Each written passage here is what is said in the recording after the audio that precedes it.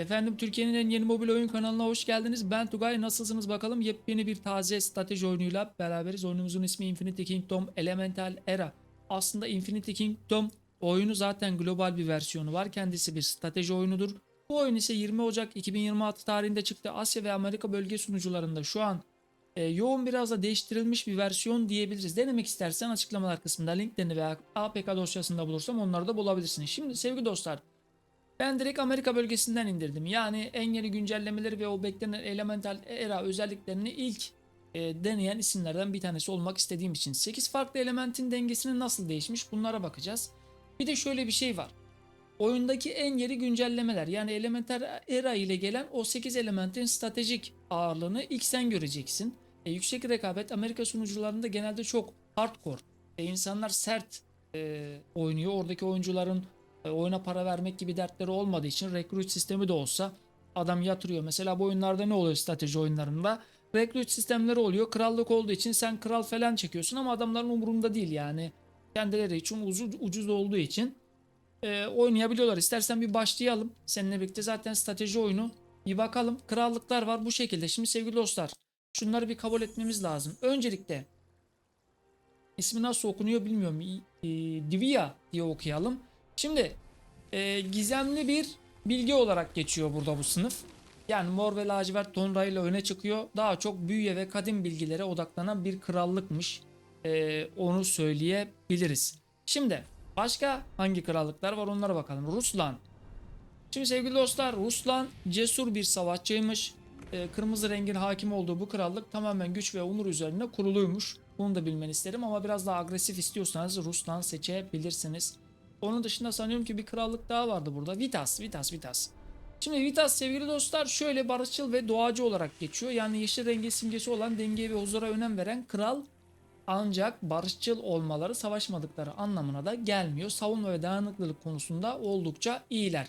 Biz de tabii ki de Vitas veya Ruslan arasında agresif oynayacaksak bence Ruslan seçebiliriz ama çok da kalıcı olmayacağız. Yeni bir oyun olduğu için biz deniyoruz. Ruslan seçelim. Biraz daha agresif olmak adına. Okey diyelim. Bir başlayalım istersen. Şöyle biraz da sesini şuradan biraz indirirsek çok daha iyi olacak. Ara sahneleri geçiyoruz maalesef. Biliyorsunuz ki edit yapmadığımız için ara sahneler bize gelmez. Ama başlangıç ekranı Infinity Kingdom tabii ki de Lords Mobile'i andıran bir strateji oyunudur. Hiç oynamadıysanız dediğim gibi bir eski versiyonu global versiyonlarda var ama bu yeni bir versiyon. 20 Ocak 2026 tarihinde çıktı.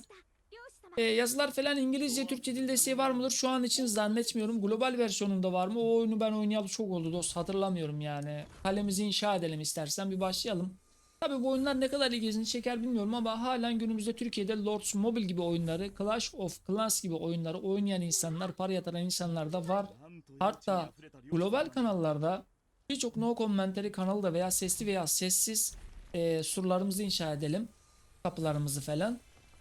Onların videosunda çeken para yatıran insanlar da var. Bunlar da unutma. Bizim konseptimiz yeni mobil oyunlar kankacığım. Bunun neresini anlamadım? Ben de bunu anlamıyorum. Her videoda ben sana bunu mu anlatayım? Yeni mobil oyunları oynuyoruz. Sevdiğimiz mobil oyunları seri yapıyoruz. Sevmediğimiz oyunlar tek atımlık oluyor. Yeni oyun olduğu için de kanalımızda yer buluyor. Konsept bu ya. Bunun nesini anlamıyorsun? Anlamıyorum ki. Ya birçok oyunu sana samimi söylüyorum, mobil oyun kanalı olarak Türkiye'de ilk oynayan kanal benim ya. Ion 2 Mobile'dan tut da Final Fantasy 14 Mobile'a kadar Türkiye'de ilk oynayan benim demiyorum ama ilk oynayan mobil oyun kanallarından bir tanesi benim kanka. Hatta sana nasıl indirebileceğini gösteren kanal bile benim. Neyden bahsediyorsun ya? Kanalımda bir sürü strateji oyunu var. Ben bu oyunun başlangıç teması olarak da çok beğenemedim. Yani bildiğin Lords Mobile yani 2 olmuş. Net işte geldin, burası da Recruit tekstlerini çekeceksin, 10'lu 20'li kral alacaksın. Başka ne bekliyorsun ki? Strateji oyunu bu. Ama benim kanalımda daha çok strateji oyunu olarak bilim kurgu temalı 2 tane 3 tane oyun var. Onlara bakmanı tavsiye ederim eğer seviyorsan. Yani seviyorsan bir incelemeni öneririm. Kanalımda strateji 3-4 tane bundan hariç oyun var. Her türden oynadığımız için Idle RPG'ler hariç seçmiyoruz tabii ki de. Şu an bir savaş mekaniklerini görmek lazım. Onlar nasıl? Çok bir canlı mı değil mi? Onlara bakacağız. Ayarlara bakmak lazım. Şu an ilk izlenim olarak pek hoşuma gittiğini söyleyemeyeceğim. Strateji oyunları da geneli böyle mi oluyor? Hayır. Kanalımda daha farklı strateji oyunları var. Yani bilim kurgu temalı olanları var. Eski tarihçeye dayalı strateji oyunları var. Burası asker üretim merkezi. Askerlerimizi üretebiliyoruz. Okey.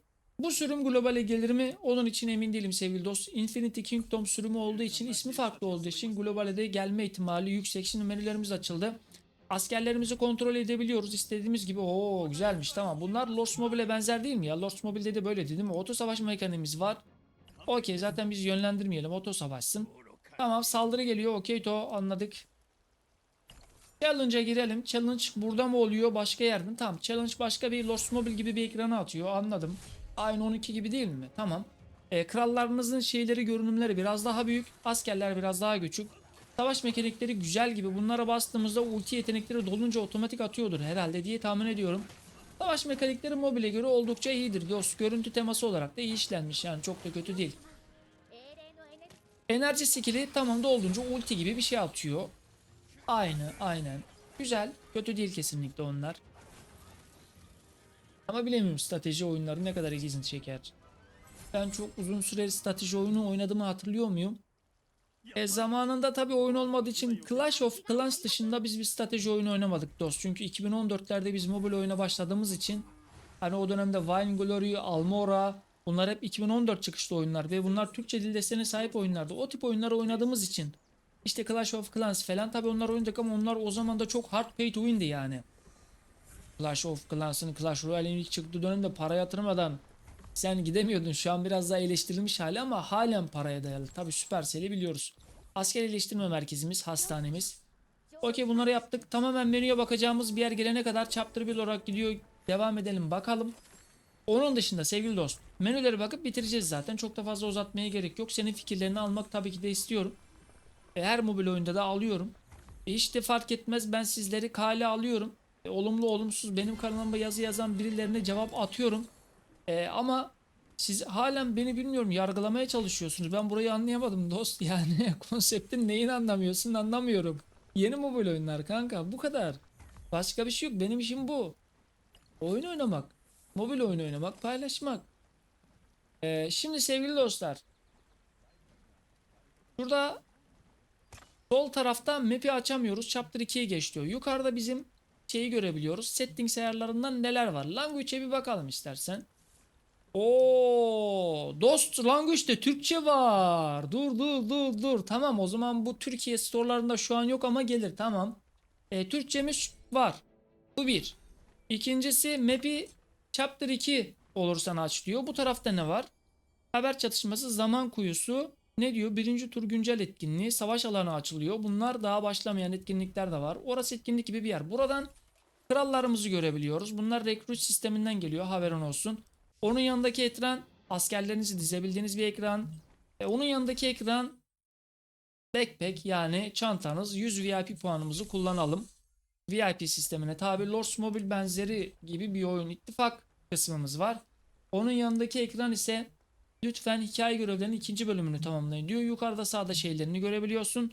Bunlar nereye kadar böyle yükseliyor? Şu kadar sanıyorum ki yükseliyor. Okey to. Şimdi bir iki tur daha oynayabiliriz. Mail oyuna başladığımız için ödül verecektir. Ekstra ödüller. Hızlandırma ödülleri falan filan var. Sesi iyidir. Burası tamam. Şimdi sevgili dostlar, kaleyi ikinci seviye yap diyor. Hemen buradan başlayalım. Türkçe dil desteği de var zaten. Sen beğenirsen indirirsin, oynarsın kankacım. Tabii ki de ben ona bir şey diyemem. Şurada ne var? Burada satın almalar var. Böyle işte karakterler geliyor ilk yüklemede. Bunlar 1-2 dolar oluyor genelde ilk yüklemeli şeyler. Mutfak hazinesi falan var ama buralar ücretsizler var. Geneli işte aldığınız zaman hızlandırma eşyaları verecektir. Onun üzerine kuruludur. Mağaza sistemini tam olarak görebiliyor muyuz? Ona bir bakalım. Bunlar geç. Bunlar gelecek etkinliklerden falan filan bahsediyordur. Burası Facebook falan takip et diyor. Onlar var. Tam olarak bir mağaza sistemine tabi mi? Şu anlık galiba şurası mağaza sistemi dost. Aynen. Burası cevher dükkanı. Evet tamam, burası mağaza sistemi dost. Büyüme sermayesi. İşte buradan bakabilirsin ama geneli şey olacaktır. Hızlandırmalar bu şekilde, karakterler şunlara bağlı olacaktır. Çünkü bu oyunlarda bu satılıyor. Başka bir şey çok göremezsin ve krallıklar falan görürsün. Bak, hepsi çoğunlukla XP yenileme veriyor. Pazar siparişi, 100 VIP puanı. Yani bu şeyler üzerine kurulu olacaktır. Hızlandırmalar, VIP puanları falan filan. Başka bir şey üzerine kurulu olmayacak. VIP'de özelliklerinden başka ne alabiliyorsunuz? Tabii hadi VIP'ye tabi oldunuz diyelim. Yüce sandık 45 TL. Onun dışında şunu alabiliyoruz. Bunları her gün alırsınız. Satın alma ile sınırlı AP eşyaları, 30 gün dükkan yenilemesi, 2 satın alma ile sınırlı SP eşyaları, çiftlik üretimi artı %5, keresteci %5, ittifak teknolojisi. Bu iki olduğunda daha farklı bir şeylere gidiyor mudur? 100 VIP puanı diyor. Biz toplu kullanalım. Bizde bir tane daha var. Level almayacaktır. Tamam. Buna da oradan bakabilirsiniz. 10 dakika oldu. Bir görev daha yapalım. Keresteci alanına git diyor. Sevgili dost, Türkçe dil desteğimizin de olması güzel. Burada bunlarla çatışıyor muyuz bir tur daha? Ücretsiz, tamam, burası rekrut sistemi zaten. Buradan her çektiğinizde kral ya asker gibi şeyler gelecek. Pembe bir şey geldi. Oo, yeni karakter geldi dost. Yeni bir oyun. Kaçı bugün ayın? 27'si, 7 gün önce çıkmış. Deneyip denememek de sana kalmış. Ben bir şey diyemem. Türkçe dil desteği de var. Onlara ben karışmıyorum. Evet. Hazırız. Şununla da savaşıyoruz. Savaşıyorsak ondan sonra bitiriyoruz. Okey. Şunu da buraya atıyoruz. Bu da özel kar. Oo, gücümüz de arttı. Bak pembe geldi. Oğlum bunların yıldızlı seviyeleri var. 2, 4, 6, 7 yıldız falan oluyor. Damgalı bunlar. Bırak bizi, bırak bizi, bırak bizi. Elementsel güç dediklerimiz bu. Yani elementi burada görebiliyorsun. Aynı elementten 3 birimi aynı anda konuşlandır ve tüm birliklerin şu buff'ları alsın diyor bak. Fiziksel defans, ölümsüzlük, büyü defansı falan. Aynı elementten 4 birim yaparsan artıyor. 5 birim yaparsan ağrıyor. Oyun ismi onun yüzden elementsel dost. Meydan okuduk. Bunu da yapıyoruz. Ondan sonra bitiriyoruz. Hadi bakalım, takım temeli. Savaş ve karakteri güzel gözüküyor ama. Ama bak şurada da bufflarını görebiliyorsunuz zaten. Alabileceğin elementler onlar yani. Bak biz 3 tanesini açmışız. Karşı tarafın elementleri yok. Okey. Ne dedim bu işe bilmiyorum. Senin de fikirlerini alırız. Yeni mobil oyunları açarız. Oynadıkça da atmaya devam edeceğiz. Özel yeteneğimiz geldi. Bam, bindirelim. Oo, yukarıdan buz damlacıkları falan bıraktık. Şununla kılıç darbesi koyduk. Ve düşmanlarımızı alt ettik bro. Adam şey yazmış geçen gün. Sana çok güldüm kanka, affet. Yani bu oyunları kim oynuyor falan demiş ama sen bir şöyle bir global mobil oyun kanallarını gez kanka. Ya ciddi söylüyorum. Adam No Commentary kanalı yapmış. 1 milyon abonesi var ya. Her gün 5 tane mobil oyun videosu atıyor. Sen neyden bahsediyorsun ya? Sen dünyadan haberin var mı? Sen bu oyunlar kimin oynadığını mı öğrenmek istiyorsun? İsmini yaz, ara bir gör bakalım. Buraya kadar da izleyirsen çok teşekkür ederim. Kendine çok iyi bak sevgili dost. Hoşça kal. Oynanabilir mi? Tabii ki de Lords Mobile'in yeni bir opsiyonu diye. Oynamak istersen oynarsın. Neden oynanmasın? Bak karakterlerin upgrade sistemi. Evet evet, damgalı bunlar. Bro, bunlara yetişemeyiz. Parçacık alıyorsun. Bak 2, 3, 4, 5, 6, 7'ye kadar gidiyor. Benim para yatırma opsiyonum olmadığı için bu tür oyunları çok oynamıyorum ya. Para yatıracaksam da o zaman tek bir oyunu oynamam lazım. Mesela bunun içeriğini üretmem lazım. O da bana gelmez. İşte o globalde veya no commentary kanallarında var. Adam Amerika'da, Almanya'da para yatırma opsiyonu olduğu için veya yatırma opsiyonu olmasa da adam no commentary kanalı atıp atıp geçiyor yani. Hoşça kal. Görüşmek üzere bir sonraki mobil oyunlarda. Kendine iyi bak.